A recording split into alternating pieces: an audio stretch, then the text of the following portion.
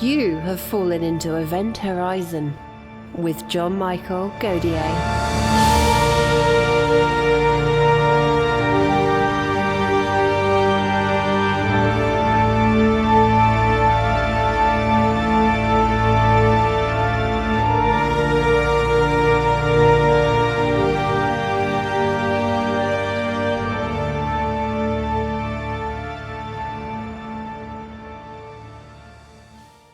In today's episode, John is joined by Dr. Robert Nemerov.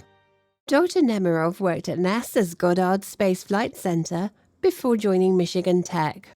He has worked on the microlensing phenomena and is currently trying to limit attributes of our universe with distant gamma-ray bursts, whilst also investigating the use of relativistic illumination fronts to orient astronomical nebulae. In 1995, he co-created the astronomy picture of the day with NASA. Robert Nemerov, welcome to the program. Thanks for having me.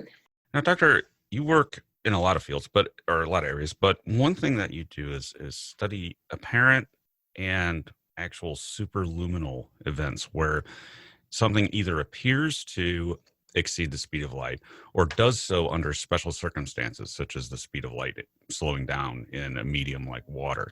Give us an overview of that. Yeah, so it's a famous phrase that nothing can go faster than light, but that's actually not true. In my view, what's very clear from special relativity is you can't take something with mass and accelerate it through the speed of light.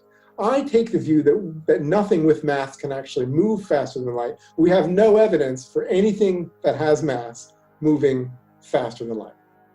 We have no evidence that happens. And I believe that. But that doesn't mean that nothing can do that, because if you take your laser pointer and you flick it across the wall or the moon, that spot, which has no mass, is unlimited in speed. As are shadows. You can make a shadow. There are reflections that can go really fast. Also, there are scientists who slow down light in certain media. So in water, light is about a third as fast as it is in vacuum. But there are physical experiments that slow down light so it's effectively stopped. So if you walk by that experiment, you're walking faster than light. So who cares? Is this semantics? Well, there's actually some really cool optical effects that occur. Let's see. One of my scientific quests right now is trying to find one of these effects out in the universe. And that is an effect called relativistic image doubling, where you see something because something is going faster than the speed of light, either in a medium because it came from vacuum at the vacuum speed of light and went into water, which is a third the speed of light less, and so it's still remembering its vacuum speed, so it's going faster speed of light in water. So that was going to create something called Cherenkov radiation, which is one way to see it. So you can look at that, and if you have a particle that's coming right toward you in water that came from vacuum or just the atmosphere, and it's moving at the speed of light in vacuum, but it's faster than the speed of light in water, then it's going to be faster than the light it emits through water. So if it hits you, you're going to be hit by the particle first, and only later are you going to be hit by the light that particle created, Cherenkov light. So what you would see then is you would feel the particle, boom, what was that? But then you would see something move away from you. It'd move away. So that was one of the strange optical effects of the superluminal, that things can appear to move away from you instead of moving toward you. So let's say now that you had something that comes into the water, a particle that comes into the water, and it is moving slower than the speed of light in water, which happens, things move slowly all the time. As this came toward you, if it was emitting light, you would see it start from far away and move toward you. So now let's do something in the middle. Let's say your particle comes into the water, moving faster than the speed of light in water, but it slows down and in the water becomes slower than the speed of light in water. What do you see?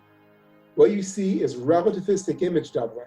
When it went from superluminal to subluminal, you suddenly see two images of this object. One comes toward you, one goes away. And so that is the essence of something called relativistic image doubling. And I think that it's possible to see things like that out in the universe, or it's been seen once in the lab. But I think it's not only a novelty, I think it can tell us about stuff. So that's one of my scientific quests, trying to find places where this might happen in the universe, and actually, hopefully with the modern technology, actually discover it out there. What might we learn from it? You know, whenever you see in relativistic image doubling, you know that the speed of the object moving toward you dropped from superluminal to subluminal. So you have a piece of information about the speed of things that you didn't have before. If you see something just moving through the universe, you don't really know its speed because you don't really know its distance usually. And you don't know what angle it's moving at. But if you see relativistic image doubling, you know that its speed toward you right then was c. And that gives you a piece of information that enables you to decode things. So also in the lab, it can actually help you see three-dimensionally, and it takes a while to explain why things like superluminal fronts and relativistic image doubling allow you to go from a static photograph where you just see flatness and you don't know depth. If you were to have the timing information and you could see where the image doubling occurred there, you could actually tell three-dimensional information, and you can get a three-dimensional photograph. So it could have a lot of information, a lot of use. But let me break down another very simple experiment that everyone's done, but no one really appreciated, very few people appreciated what happened. So picture this. You go into a dark room, completely dark. The walls are dark. In the room, somewhere in the room, is a light bulb. It's off, so the room's dark. You turn on the light bulb, and instantly it goes on. After a second or so, less than a second, all the room walls are completely illuminated. So all the room walls went from dark to illuminated. Now, that means that at some point, there was a line on the wall between light and dark that moved, where the lightness moved across the walls. It's easy to show that that line, always moves faster than light.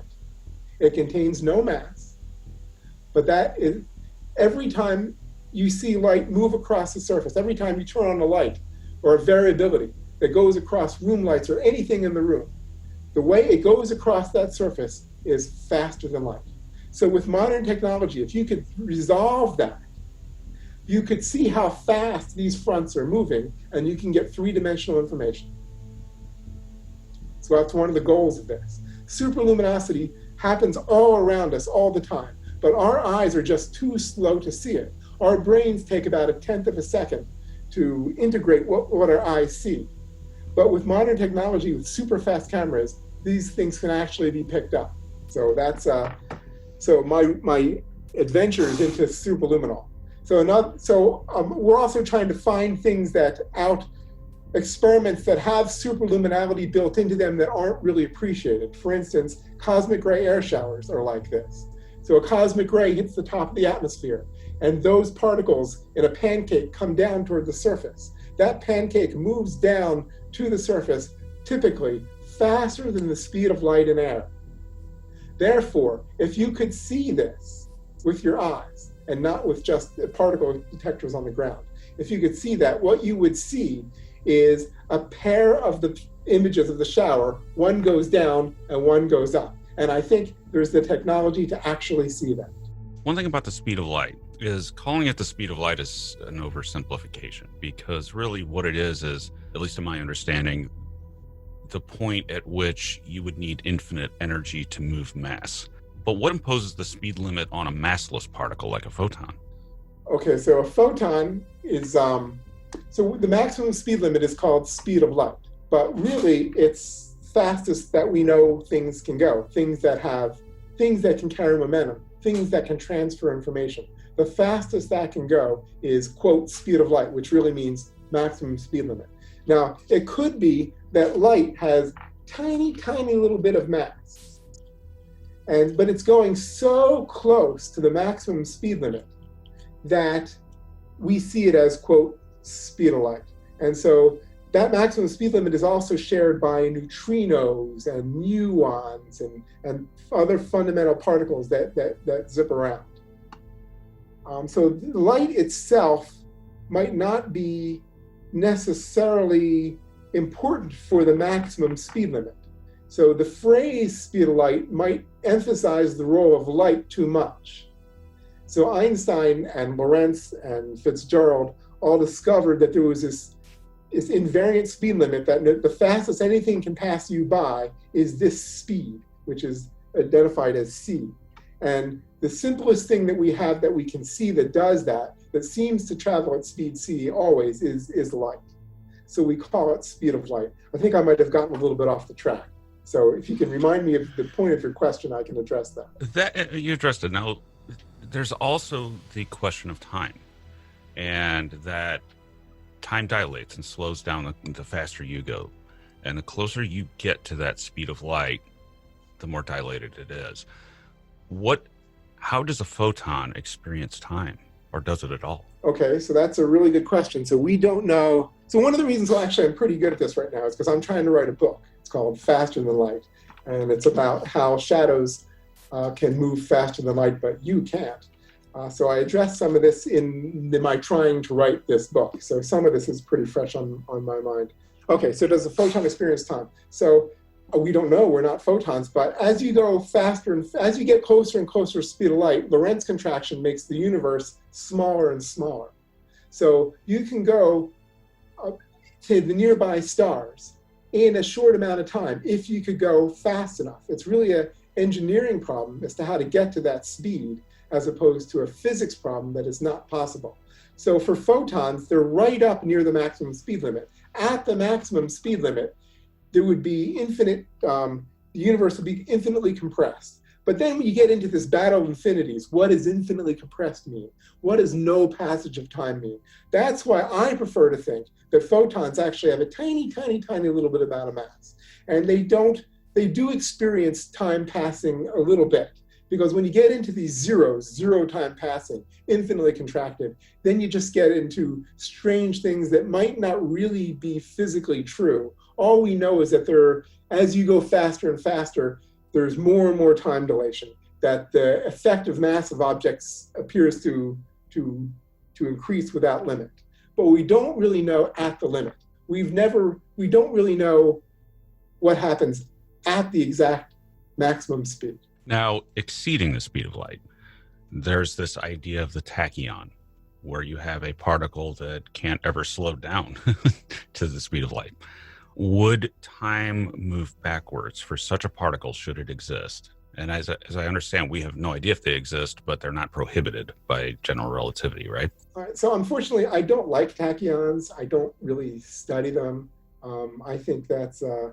I've read things about them that the more energy they have, the slower they get. The things I study that move faster than light are illumination fronts across the room, things that generate Cherenkov light, laser pointers, things that create relativistic image doubling that we could see all around us. So I'm not a big believer in tachyons. It could be that there are massive things or things that have imaginary mass that do move faster than light, but as I said, we just don't have evidence of that. And so it makes for fun speculation, but it's not speculation that I really like to do. I like to be in the more here and now. As crazy as it seems that I like to study things moving faster than light, I actually am pretty conventional. The things I study emit Cherenkov radiation or just laser spots. These are conventional things. They're illumination fronts on shadows you see in the Hubble Variable Nebula and things like that. These are well-established phenomena where you can actually see things go faster than light. I just don't know much about tachyons, and I'm not all that interested because I don't see a way of detecting them.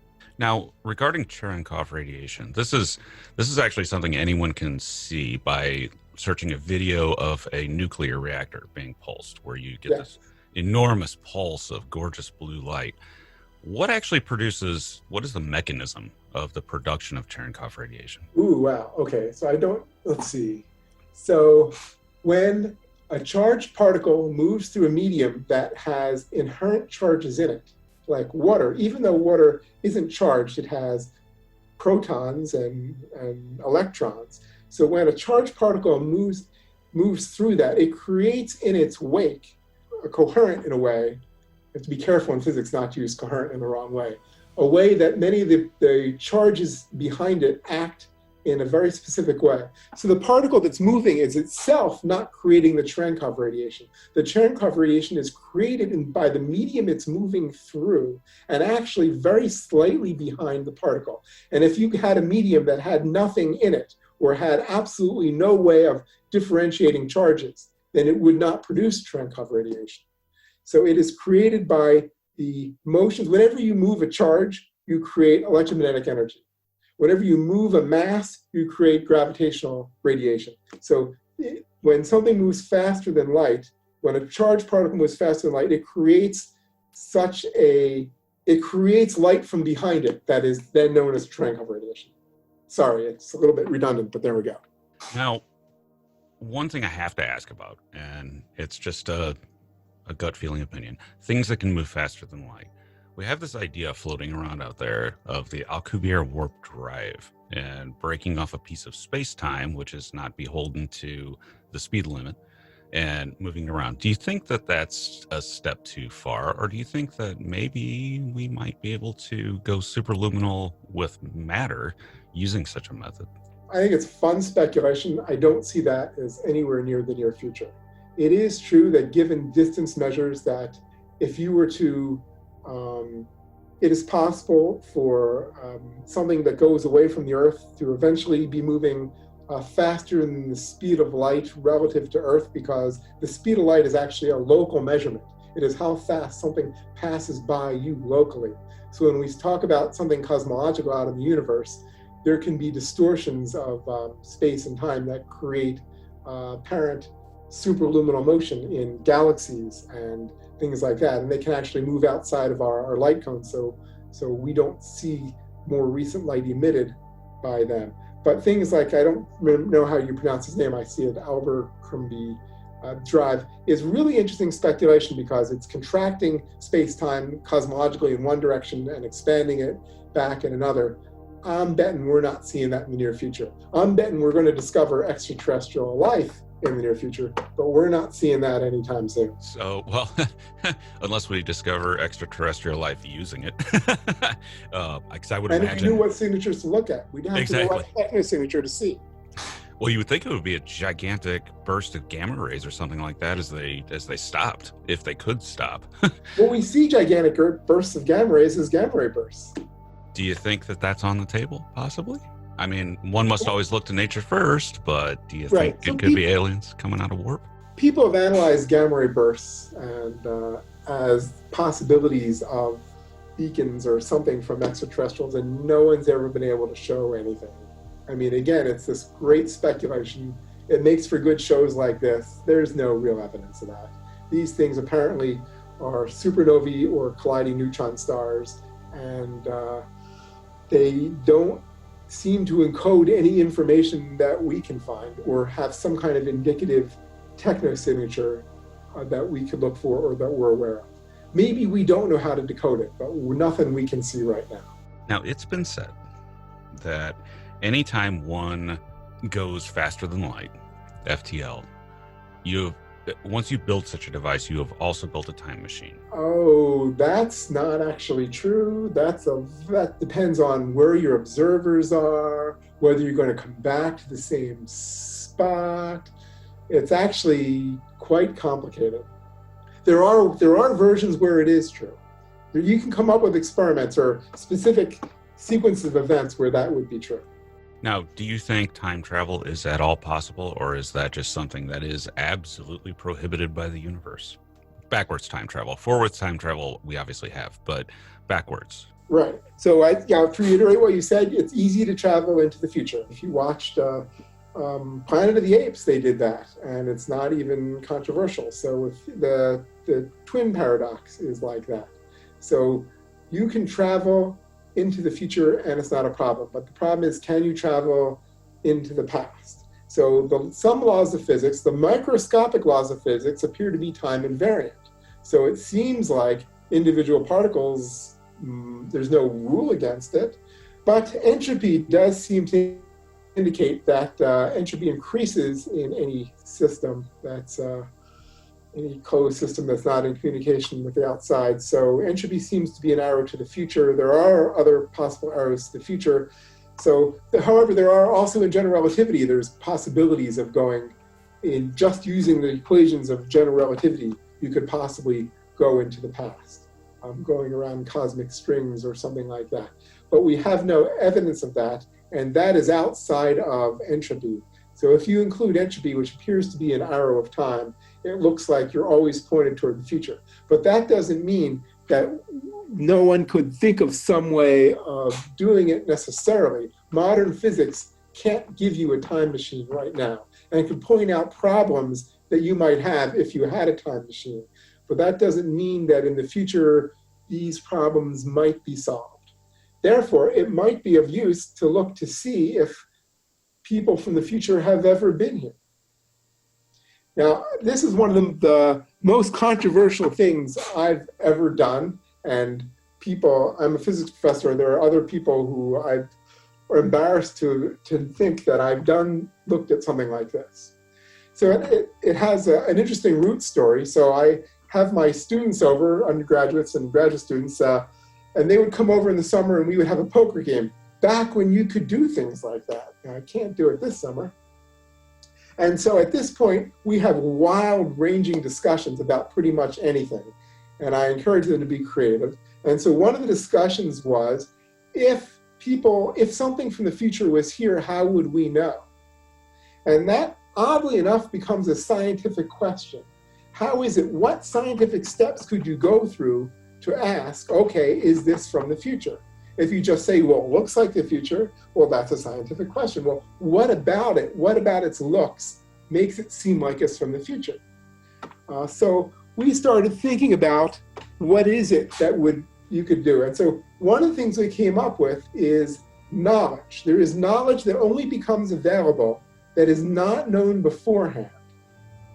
That if someone from the future were to come back, they could say, here's knowledge you don't have, that they can verify it as true.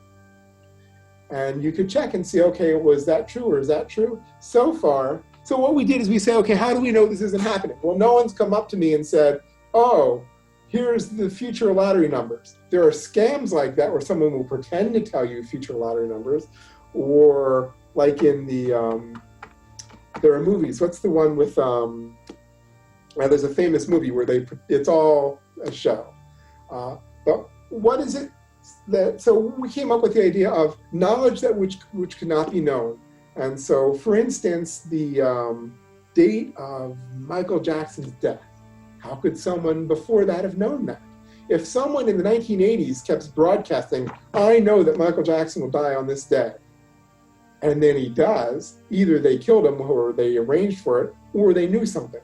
So we came up with a couple interesting things. One is Comet ISON. There was an ISON. There was never a Comet ISON before a few years ago. Never. So we started looking on the World Wide Web to see if anyone ever mentioned Comet ISON. Like, oh, I'm sorry, I'm in from the wrong time period. That comet hasn't been discovered yet. We really didn't think there would be anything like that, because this was, we're just shooting the breeze. This is over a poker discussion.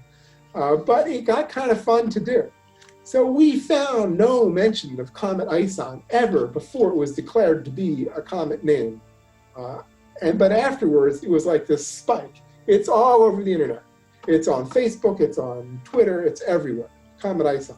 Before that, nothing. Black, nothing. So an even more popular one was, was mentioned by one of the students in the name of Pope Francis. All right? So this makes it even stranger because you get religion involved now. There's never been a Pope Francis before the current Pope Francis. Never, ever, ever.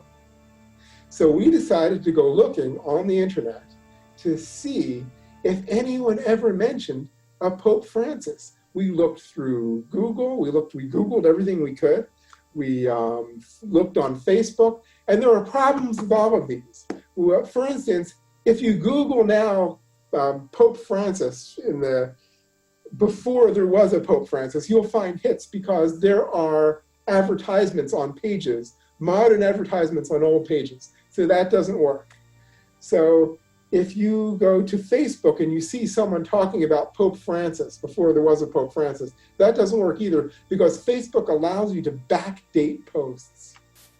Twitter, though, Twitter does not.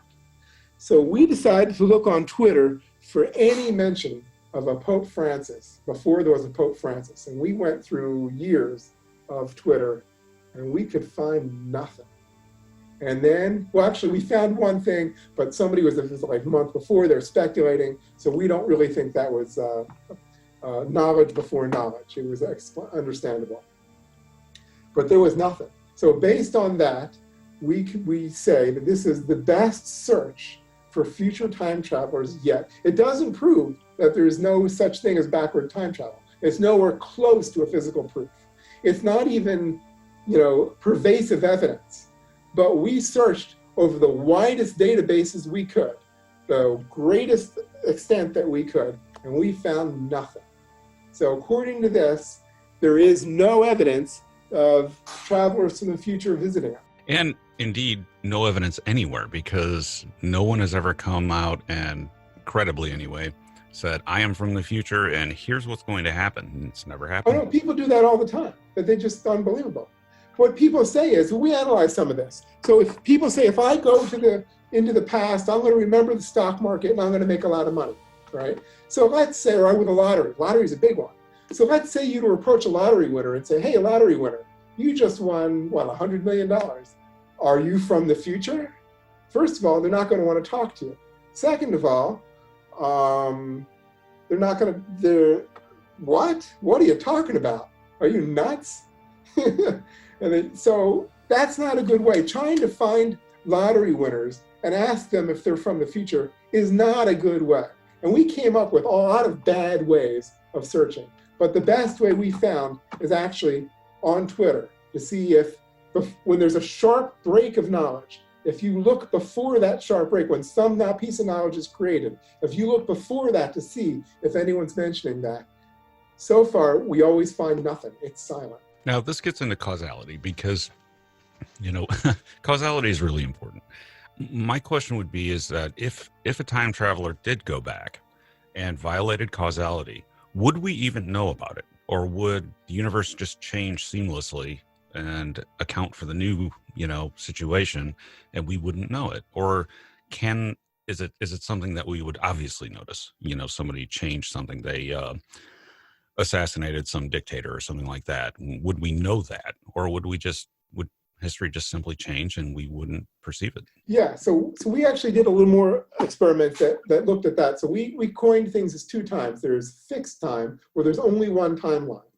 And Star Trek does a lot of this, where something happens and then someone goes back and fixes it up, and that's the way it always was. So there's only one timeline. That's a fixed timeline. Or possibly there's a plastic timeline, where things can change. And maybe things branch out into other branches of the multiverse or something like that.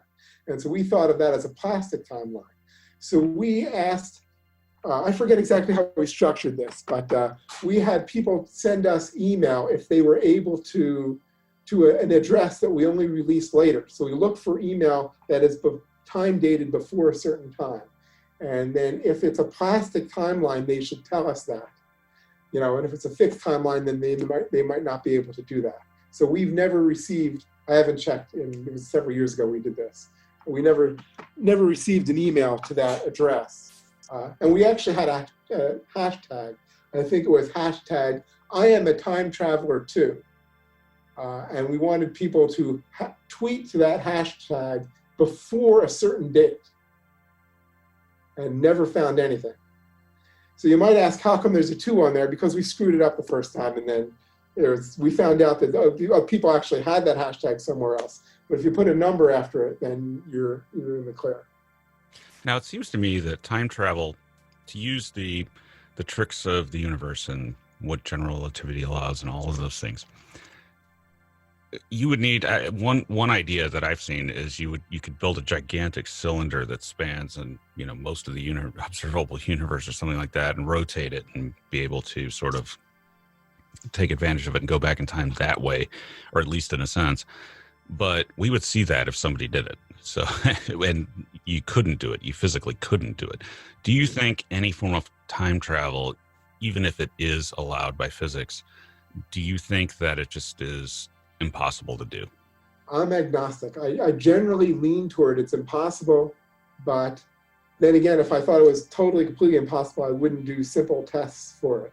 So I'm generally a skeptic in life. People think with the crazy stuff I do that I believe all these fantastical things. And generally, I'm pretty conservative. I generally don't think these things are possible, but I'm kind of curious if they are and why they're not. But I generally toe the line and say, no, I don't think they're these big cylinders. I don't think people are circling cosmic strings and coming back, if that does work.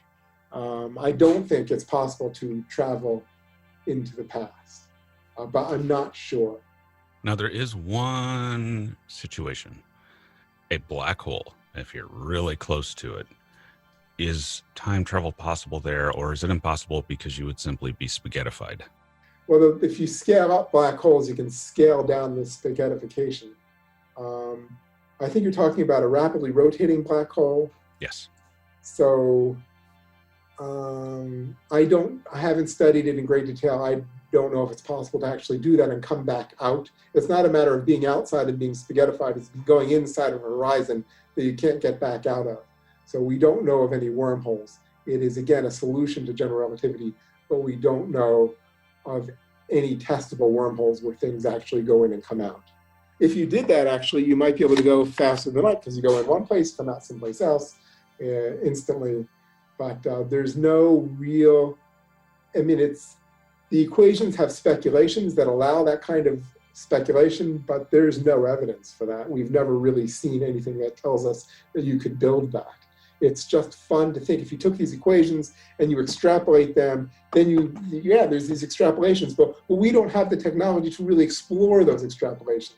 Many times in technology, it's in physics, you come up with these things and there are parts of the physics that we know isn't really physical. It's just that's what the equations say, but our equations aren't valid out that far. It's quite possible that our equations just aren't valid in those areas. They seem to be, but we can't go there and really explore them.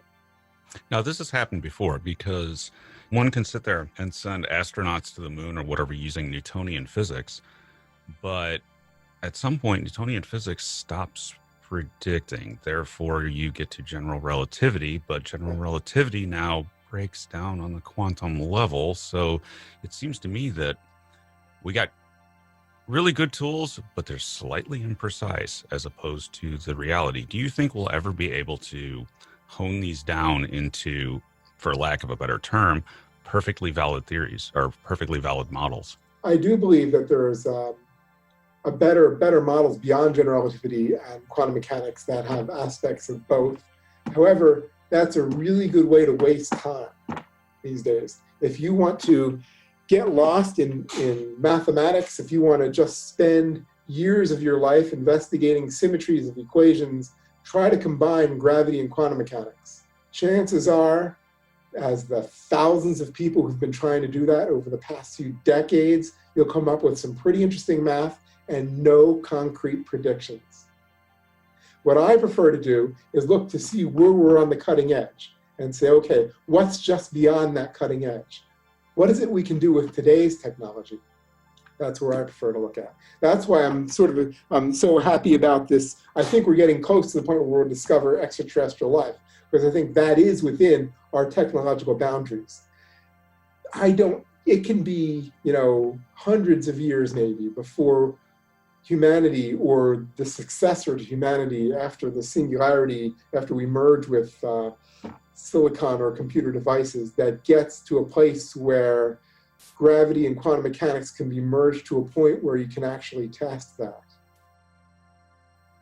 And the question, has to be asked too that, is there unknown physics? Is there entire areas of physics that we don't know about yet, hiding within the relationship between the missing puzzle piece between general relativity and quantum mechanics? Is there something else there?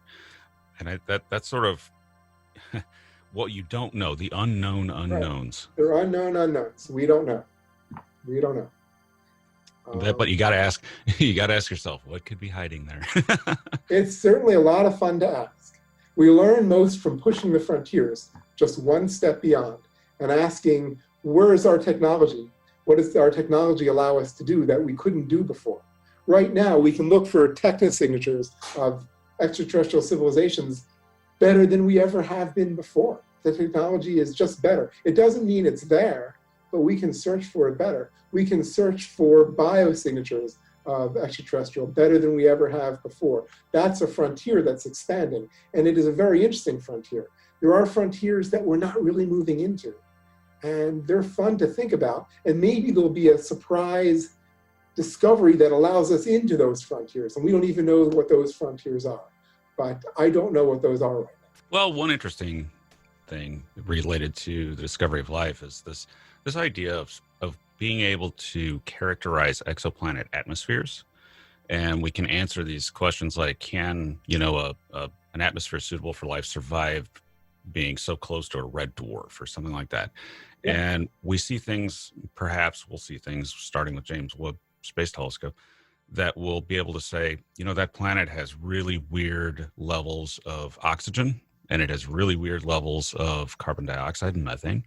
Yes. And it looks a lot like Earth. And the fact is, the entire galaxy has been able to look at Earth with, say, they have sufficient equipment and say, there's probably a biosphere there. That's the best explanation for the makeup of that atmosphere.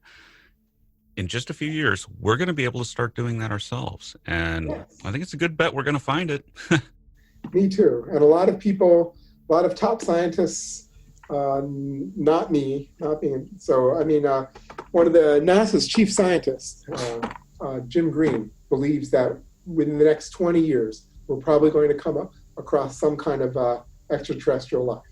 And so there are NASA missions that are looking in that direction. And I think it's really exciting. I do too, especially if it's microbial. I have to admit, I love the idea of a microbial universe. Yes. Doctor, you're hosting a debate, which is an anniversary debate of the infamous debate that how big is the universe, essentially, which Harlow, Sapley, and Curtis, yes, had in, I believe, 1920. And it turned out Curtis was correct in how big the apparent universe was. Give us some historical overview of that debate.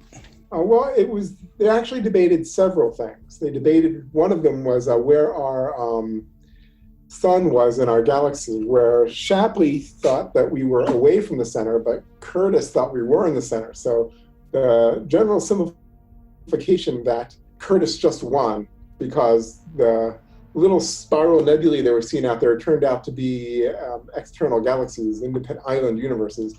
That's true that Curtis won that point, and that is the point that is arguably the most important in history. But there were other points that went back and forth on that were actually split. So both Sapley and Curtis were quite good astronomers, and they talked previously before this. So at the 1920 meeting in April 26, they were invited to give their points of view on several things, in particular about what these spiral nebulae were. And were they little spiral clouds just in our own galaxy, which would have been the entire universe, or were they other galaxies in their own right? And the astronomical community was pretty well split. They weren't all in one part or all in the other. It's kind of unusual that the younger up-and-comer guy, Harlow Sapley, was the one who was taking sort of the antiquated view that our galaxy is the only galaxy.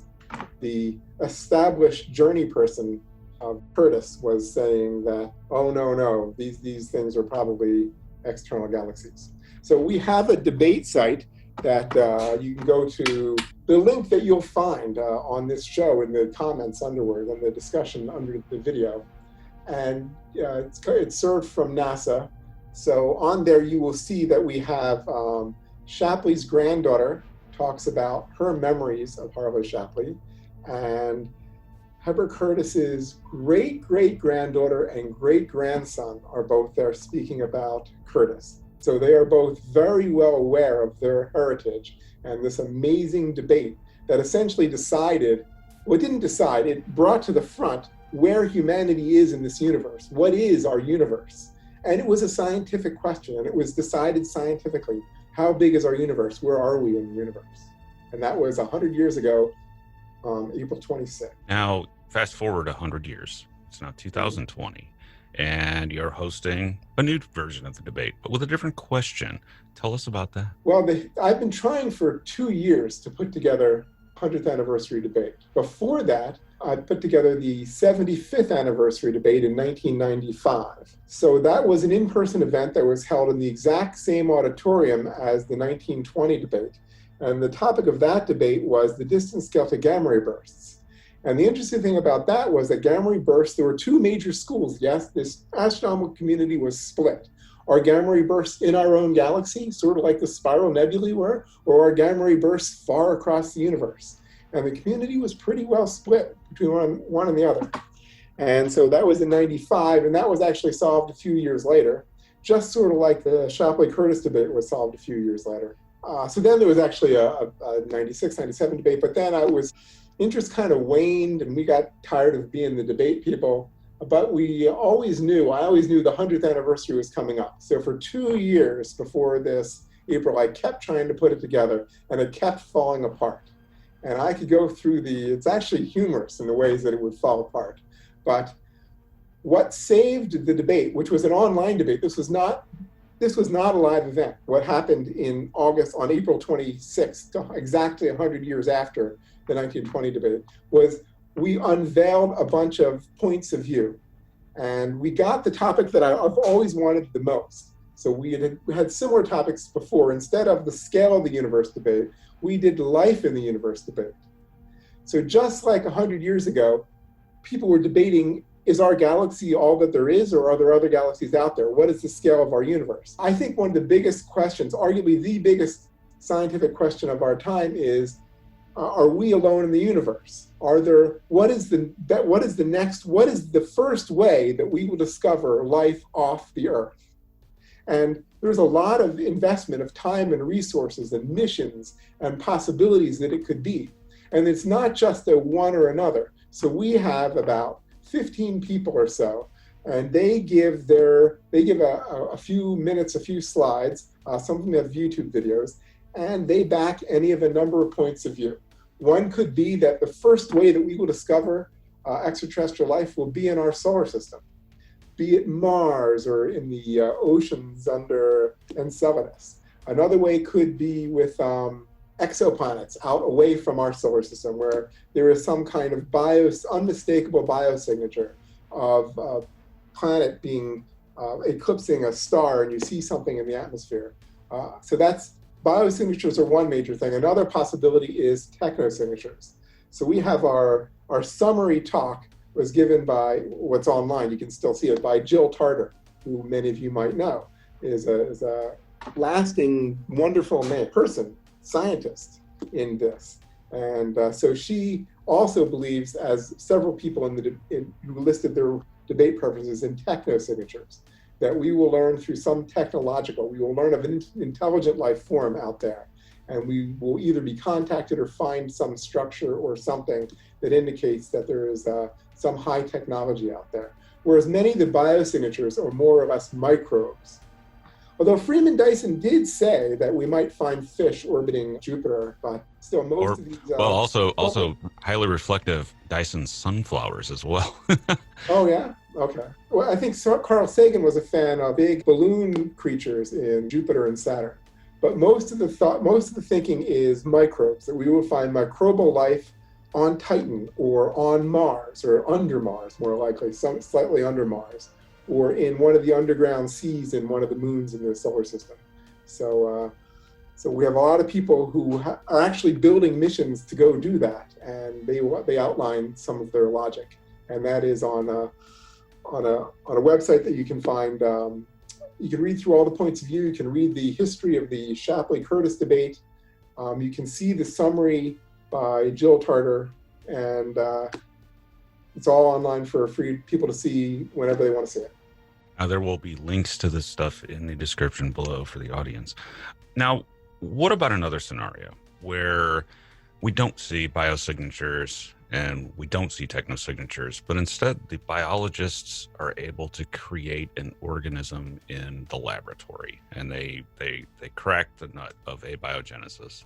and it turns out to be easy. One could then infer that life's everywhere without actually seeing it, right? Yes, that would be absolutely fascinating, but that would not be off the Earth. So that the idea is, how do we discover extraterrestrial life? That's sort of the focus of the debate is that. So what you're saying is really, really interesting. And I don't know enough biology to know how easy it is. I don't know if anybody does, but I'm not a biologist, so I really don't. But that is a certainly fascinating line of inquiry. And I would be very interested in reading about what's going on with that and how close people are. And I wonder, because that actually represents, to me, see, my view, and it has no more validity than anyone else's, but my view is that the universe is probably teeming with microbes. I don't know about intelligent life. I'm sure it happens, but I'll bet there are microbes everywhere. But so, in my view, is that by asking the "Are we alone?" question, by rephrasing it as "Is life on Earth alone?" we have two ways to figure that out within my lifetime. One is we drill into Europa and find something, or Mars, or upper atmosphere of Venus, or something like that. Or the biologists are able to tell us abiogenesis is either really easy or really hard. But within that's an interesting point that just about the moment that Earth could support life appears. So maybe that suggests that it's easy. Right. I also believe that there are microbes everywhere and that it's relatively easy. I think all the indicators are there for it. And but to me, we live in the age where this will be decided. Just yes. Like living in 1920, people lived in the age where the size of the universe was known, was decided. And there's only one time that happens. We probably live in the age where we're going to find out whether we're alone and how common life is. And I think that's enthralling. And one could say, for just to understand the depth of that, this is the greatest question in human history. Are we alone? And the discovery of even a microbe, independent life of Earth, that the solar system may have produced it in several places, is probably the most important discovery ever in human history. Wouldn't you agree? Yes. It's just it places us biologically in the universe. Before, in 1920, we were placed physically in the universe. Biologically, we don't yet really know. We're getting close to knowing. And so finding that out exactly what it is, there might be some twists and turns, is just amazing. And it just places us as we've never been placed before. So I have a feeling, just like if you go back in human history, humanity always considered itself to be the center of everything. It's like the Copernican principle. But here I think we're going to find out that humans and life on Earth is not that special, that it's not that hard, that there's actually life in lots of places.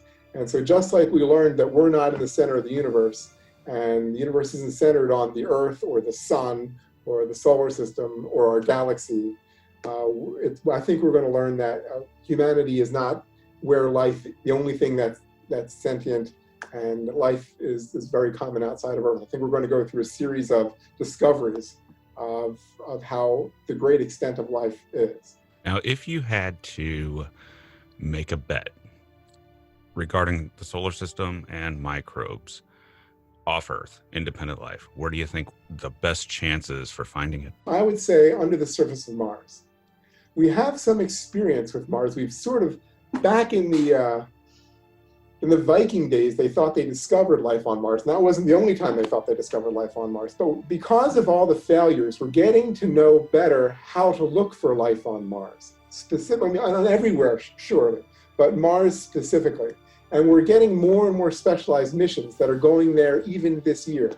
And so I think that with all that focus on Mars and the ability to monitor Mars for some of these things, like what's going on with the methane, what's creating the methane, and digging under the surface, and all the orbiters and rovers, I think that in the next few years, we're going to come, my guess is microbes. We're going to discover microbes first under the surface of Mars, then we'll find out maybe that Mars is essentially a desert that has very small amounts of life on the surface, whereas Earth is essentially an oasis with small areas of desert. I think Mars is sort of like the opposite of that it's almost all desert. It's hard to find life on the surface, but if you know where to look, under the surface, and maybe slightly places on the surface, you can find it. Now that would be something like, a liquid water aquifer or something like that beneath the surface of Mars. And every so often, maybe that water varies and you get a bloom of activity underneath the surface, which is perhaps responsible for the methane blooms that appear to occur there, right? It could be. That's one way. I don't really know enough about the biology to go into it very deeply. You probably know the biology better than me. I'm sort of been an observer of these things, and so I listen to the stories. I don't know the deep biology, but yeah, that sounds reasonable what you're saying, that we do know there is frozen water on Mars. Liquid, I mean, not just frozen carbon dioxide, but actually frozen water under the surface of Mars. That's a starting point. You can get places where it's liquid. It's interesting because if you go back, a number of years, we really only had a few candidates that we knew about, which were Mars and Europa, I believe, was known about in the 1970s, that there may have been liquid water underneath a shell of ice. But now we have a whole bunch of ice shell moons that appear, and including, things like Ganymede even, where we seem to have this. And then on top of that, we start looking at places like Venus, and we're like, well, that once may have been rather Earth-like with liquid water, and maybe that life migrated into the upper atmosphere where it's a little bit, considerably more clement than the surface. In fact, it's probably the most Earth-like environment. The upper atmosphere of Venus is probably the most Earth-like environment in the solar system. And we just have this blossoming of thought on just where you could have microbial life in the solar system, which to me says, good bet we're going to find it, and we're going to probably find it soon. We just have to build the instruments to do it.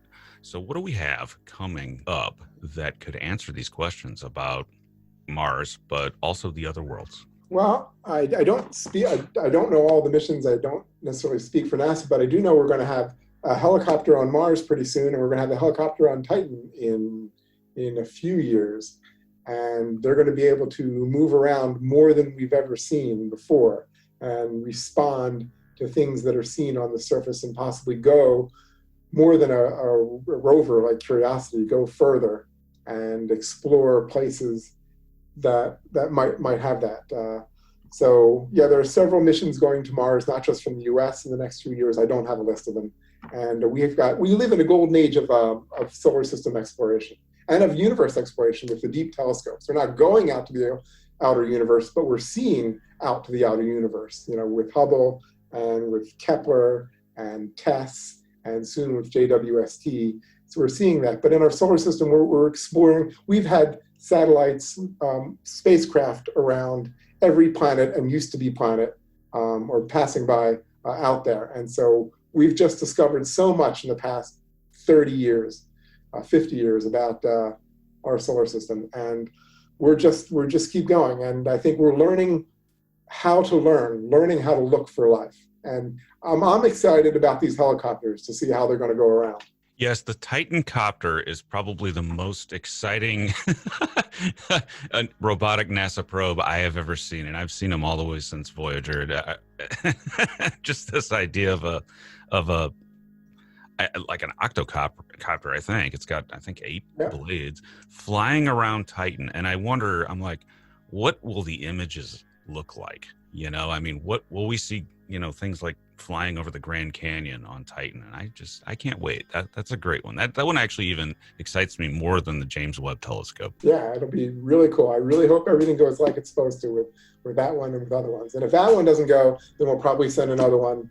So I like the idea of exploring by helicopter now. We're entering the helicopter age, and that's really cool because that gives us a capability we didn't have before. A very big capability.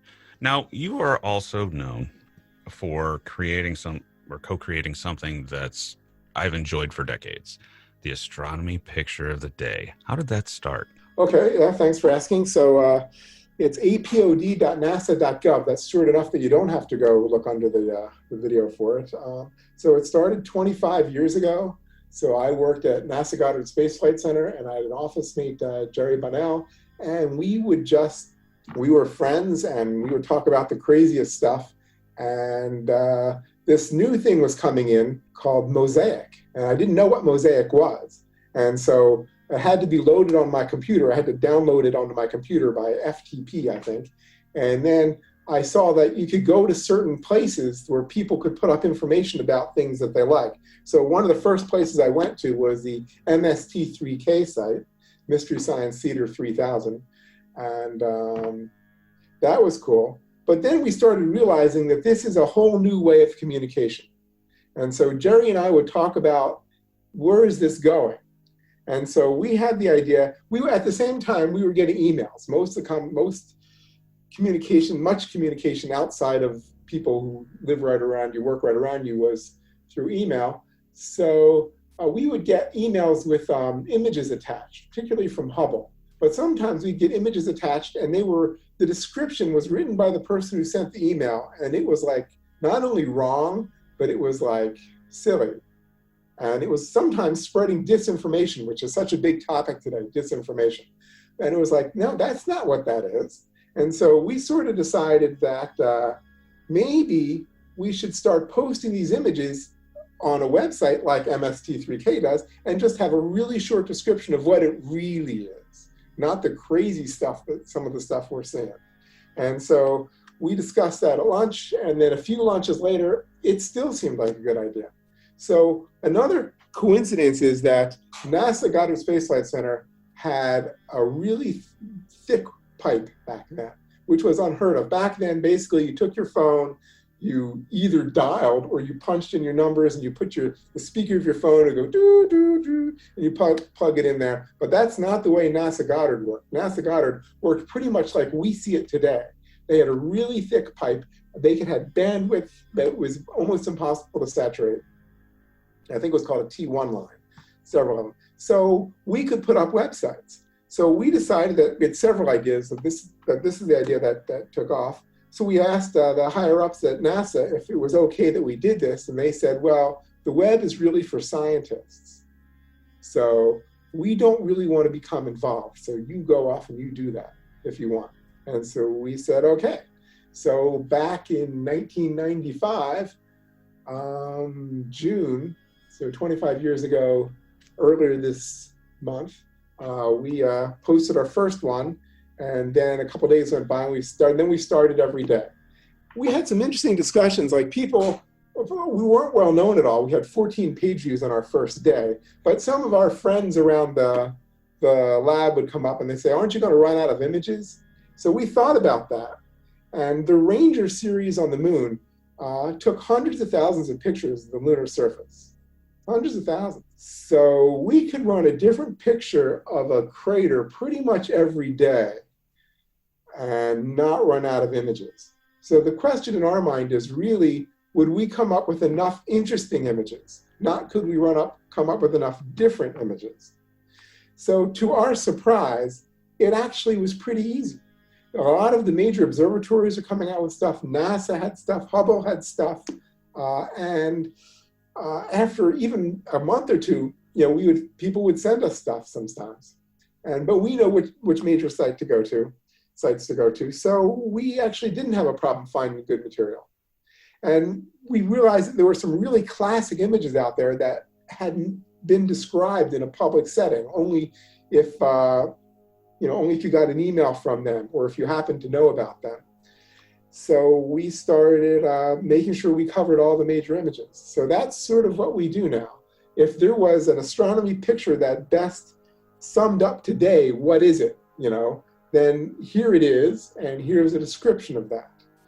And it's usually 150 words or so, and we hyperlink best links, and we try to write it on a wide range of levels, all the way from kids in middle school can get something out of it to professional scientists, can follow some of the links and say, oh, I didn't know that. So we've been going 25 years. We have well over 5,000 images now, and we're just in a daily routine, punching these out. And so usually it's a lot of fun. Do you have, over the course of doing this, do you have a favorite image from Hubble or something like that? And I can tell you what mine is the Pillars of Creation, the amazing image that Hubble took years ago. Is there something that within the whole of I'm guessing you're going to say astrophotography. Hubble Ultra Deep Field, is that right? Yes. HUDF? Yeah, that's a really good one. Yeah, I have some of my favorites. It changes over time. So if you ask me next year, I'll have forgotten what I said this year and say, oh no, it's this one. So there's one taken by Hubble called UGC, which is the Galaxy Catalog 1810. So it's it's called UGC 1810 Wildly Interacting Galaxy from Hubble. And it's got this starburst ring, and it just seems it's dynamic because it looks like things are happening. It's galaxy sized. It's got the old center and the new starburst ring. It's got other galaxies around the edge. And it just seems very, very interesting to me. And so our lead on that is what's happening to this spiral galaxy, because it looks like a spiral galaxy a little bit, but then it doesn't really look like a spiral galaxy once you start looking at it. And that's kind of the most popular type images that we have. The images that kind of look familiar, but then they kind of don't look familiar. And so the question is raised in the viewer's mind, what's going on? So that's the hook. Then they want to read the caption, then maybe they learn something about science and about that image. So another image that is one of my favorite, there it is, Aurora over Norway. So this one actually has a story behind it. So if you go to this image, you will see what seems to be a mountain, but it's actually a big hill. And there's this person standing on top of this hill, and their hands are outstretched. And behind them is this magnificent aurora and some clouds. And below them is this, like cities, and you can see a sunset off to one side. And this seems to me to involve many different things all at once, including the concept of even personal human discovery. And so to be able to go out and experience aurora, as some of your audience has, when you really see it, at first it might be a little disappointing because it's not as bright as in the pictures, but then you realize that you can see through it, and that it's kind of green like clouds are not, and that it's moving and it's changing, and it becomes fascinating. So you can sort of, although this image has the aurora very, very dark, it just seems to have this idea of human discovery, not necessarily of discovering something new, which a lot of APODs do. APOD, we abbreviate for Astronomy Picture of the Day, but this is a very personal human discovery that is captured by this person. And the interesting story was this person and their friend, the person who took the picture, agreed that he would climb to the top of this hill. And when he saw aurora, he would raise his arms. And so the first day they did this, there were no aurora. And so I think it was the third night of doing this, and it's cold up there, And then suddenly, within a few minutes, just these amazing aurora occurred. And so they didn't have to communicate over cell phone or anything like that. He just raised his hands, and you can see him on top of that peak. And it's just really emotional to me. And that brings us full circle, because it brings us back to our biological place in the universe and how that relates to our physical place in the universe. I've had a lot of favorite images. Many times my favorite image is tomorrow's image after I realize it's composed and we're not going to go blank tomorrow. Also, many times it's the last one when I'm not always, usually I'm pretty proud of ones I've composed or built. But sometimes I compose one and I look at it and I read it over, and sometimes I think, that's not so bad. And so for at least a few minutes, that's like, maybe right now, this is my favorite one. Mine changes too. Well, and it has to be said too that we are continuously taking images. We haven't stopped. So there are new images every day being taken of astronomy. Absolutely. So we reject now more than 10 to 1. We reject maybe 15 images for every image we run. And we live in another golden age, a golden age where many people can afford sky monitoring equipment, telescopes and CCDs. And we live in an age where you can go onto YouTube and you can find out how to process not only these images, but Hubble images and other images. And so right now we're getting, if we got these images in 1995, we'd say, oh my God, these are super amazing. The images today, if you were to compare with the 1995 images, are just super, super spectacular. With one exception, David Malin was amazing back then. And he had his own darkroom techniques. So he now knew how to do in the darkroom what many people can do digitally today. But now there's so many more people. Oh, yeah. We're just getting I feel bad that we can't run all of these images. Sometimes we reject an image and I'm like, oh man, it would have been great if we could have run that one.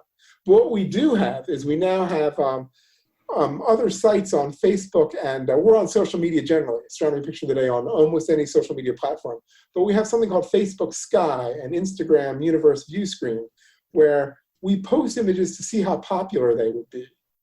And APOD does not only run the most popular images, we also the most educational, the most discovery-oriented images. You know, the images of that day are the ones, but popularity does play a role because we're interested, if it is popular, we want to use that as a hook so that then we can describe it. Right, and, we get so many good images. We're posting 2 a day, sometimes more, to sometimes different ones to Facebook Sky and Universe View Screen.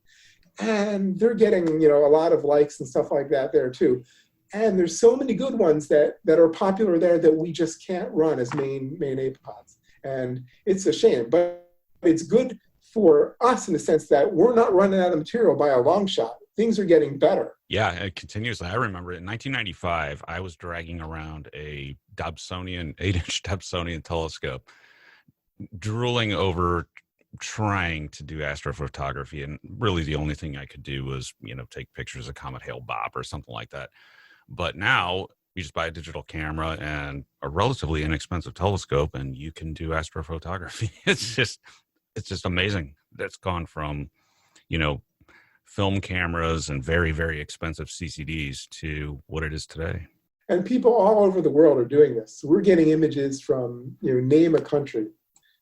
China, India, Norway, particularly for aurora, just every place. It's Australia. It's just, so the night sky as a unifier is a theme that the International Astronomical Union, IAU, has endorsed. And I think it's true. So one of the things that humanity can all see and appreciate is the night sky. And that doesn't know national boundaries. And I think that's another powerful thing about astronomy. And one of the things that we try to exploit, that this is, NASA does lead the way with a lot of exploration, and the Hubble Space Telescope, and soon the James Webb Space Telescope. But we all, along with that, we were able to show stuff from around the globe that's just amazing. And it unites in a temporal sense too, because one can sit and imagine 50,000 years ago, humans, early, Homo sapiens looking up and seeing basically the same thing we see now. Well, they'd see it a lot better because they wouldn't have city lights to compete with. But True. And they would tell stories. There were all kinds of stories, and a lot of these stories are lost. There are constellations, but the constellations, almost every culture had their own constellations, their own stories of different star groupings of the night sky. And unfortunately, many of those are lost. But there are some that are recorded, and I think it's important to try to record as many of them as possible. Yeah, 50,000 years ago, people knew the night sky, and they knew stories about the night sky that would astound us all. And it just, every time I look up at the moon, I think, it's in human time scales, it is timeless. And it just amazes me that that's one thing that unites us with ancient people from prehistory is the night sky. Comets have stopped wars. Eclipses have stopped battles. Yes. It's huge battles, and an eclipse, and everyone stops. Well, having experienced totality in the 2017 eclipse here in Missouri, I can see why that stopped a battle. Seeing that was very different than looking at a picture of a total solar eclipse. Actually seeing it happen is spooky.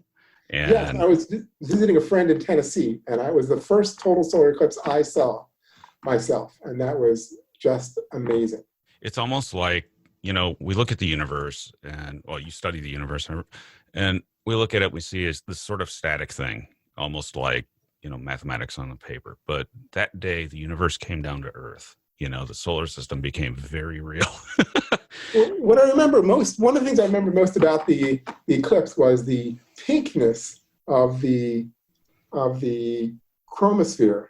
It was shockingly pink. I mean, I see images sent APOD, and I'm thinking, well, maybe they turned up the color on that, but they didn't turn the color up on that. When you see a total eclipse and you see around the edges of the moon these prominences, they can be shockingly pink, bright pink.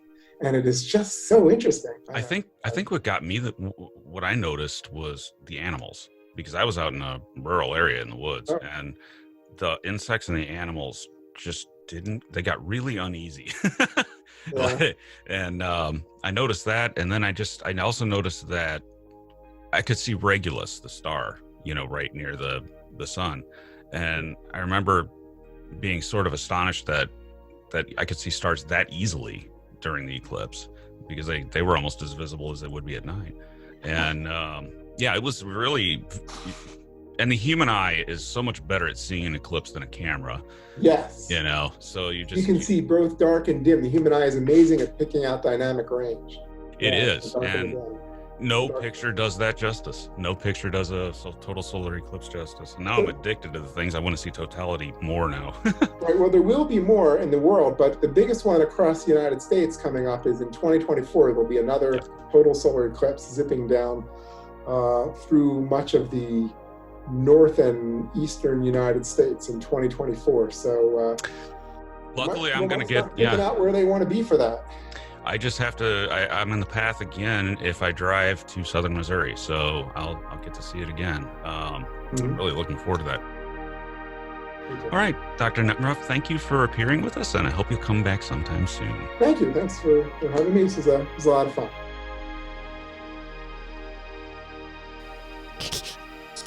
Oh dear. No, he's gone to the shop. Really? Yes, they know about subscribing. And the bell. Leave it. No. No.